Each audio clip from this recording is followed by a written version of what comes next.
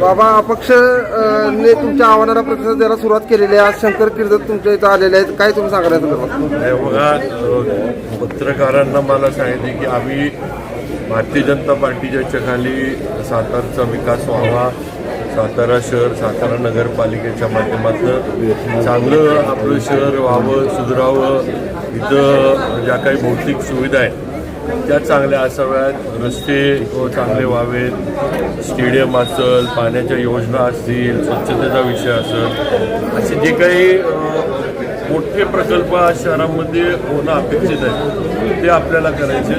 आणि त्यासाठी मी काल पण सांगितलं होतं की ठीक आहे, सगळ्यांना काय आम्हाला उमेदवाऱ्या अधिकृत देता आल्या नाहीत. काहींनी म्हणजे अपक्ष म्हणून काहींनी निवडणूक लढवली, त्यानंतर त्यामध्ये आपले अपक्ष जे आहेत ते एक तर माझ्या बरोबर असणारे होते, उदयनराजेंच्या बरोबर असणारे होते, काही जरी असलं तरी आपल्याच विचारायचे होते. आता सगळ्यांनी मिळून शहराच्या विकासासाठी हातात हात घालून काम करूया. आज बाजूला कुणीही राहण्याचा काही विषय नाही आणि ही काय निवडणूक होती, काय वैयक्तिक काय दुश्मनी आहे किंवा वैयक्तिक काय नाही. निवडणूक झाली, शेवटी लोकशाहीमध्ये जनतेनं दिलेला कौल आपल्याला मान्य करायला लागतो आणि निवडणूक म्हणल्यावर जय पराजय ह्या गोष्टी होत राहतात. तर शेवटी आता पुढं आपल्याला एकत्र काम करायचं, चांगलं काम नक्की करू.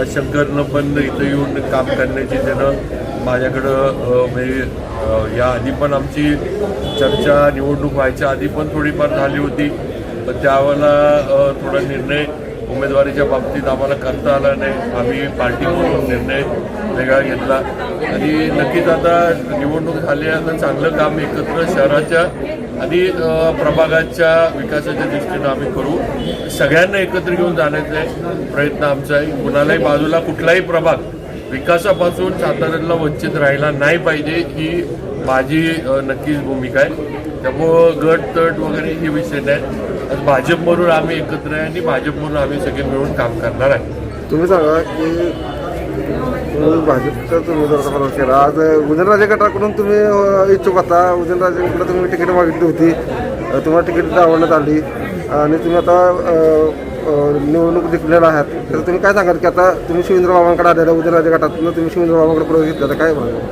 तसा बघायला गेलं तर पूर्वीचा मी कार्यकर्ता बाबांचा होतो. काही कारणास्तव मला ग्रामपंचायतीमध्ये असताना उदयनराजेच्या गटामध्ये जावं लागलं. ठीक आहे, तिथं असताना आम्ही चांगली कामं केली, पण आत्ता परिस्थिती अशी की मला घर वापसी करायची होती म्हणून मी बाबांच्याकडे परत आलो. आणि माझी तुम्हाला पत्वी, तुम्ही अजूनसुद्धा उगाच उदयनराजे गट शिवेंद्रराजे गट करताय. आम्ही भाजप म्हणून एक आहोत. उदयनराजे हे भारतीय जनता पार्टीचे खासदार आहेत, मी भारतीय जनता पार्टीचा आमदार आहे आणि पक्ष म्हणून आम्ही एकत्र निवडणूक लढवली आहे. गटातटाचे विषय असतील तर आम्ही प्रचार जो आहे आज सगळीकडं जो केला तो भाजप म्हणून आम्ही प्रचार केला. गटातटाचा प्रचार आम्ही कुठेही केला नाही.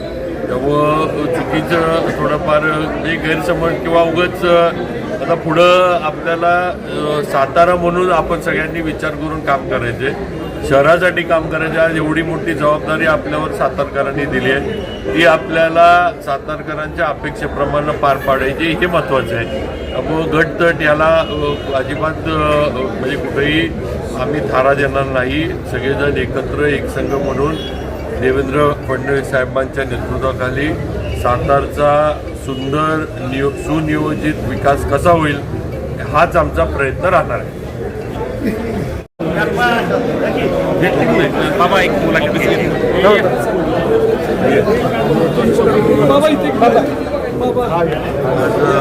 तरुण चेहरा आज निवडून आलेला आहे. तुमचं स्वप्न होतं की तरुणांनी नगरपालिकेत यावं आणि साताराच्या विकासासाठी प्रयत्न करावे. प्रथम तर मी रविराज कीर्तनचं अभिनंदन करतो. आज त्यानं जिबू बाबा आणि त्यांची सर्व करंजातल्या टीमनं तरुणांच्या आज एवढा विजय त्यांनी मिळवला. हे नक्कीच कौतुकास सगळे कार्यकर्ते त्याचे किंवा सर्व सहकारी त्याचे पात्र आहेत. आज एक तरुण मला वाटतं सातारा नगरपालिकेतला सगळ्यात तरुण नगरसेवक रविराज आहे आणि मगाशी जे म्हणले की उमेदवारी त्यानं भाजपकडे मागितली होती, त्याची अपेक्षा होती मिळावी, पण जागांचा जो वाटप झाला त्यात थोडं जागा इकडे तिकडे गेल्यामुळे त्याला उमेदवारी देता आली नाही. तरीही आज निवडून येऊन त्यानं आणि सर्व त्याच्या सहकाऱ्यांनी परत एकदा माझ्याबरोबर आणि भारतीय जनता पार्टीवर काम करण्याचा निर्णय घेतला. मी त्याचं जगूबाबांचं स्वागत करतो.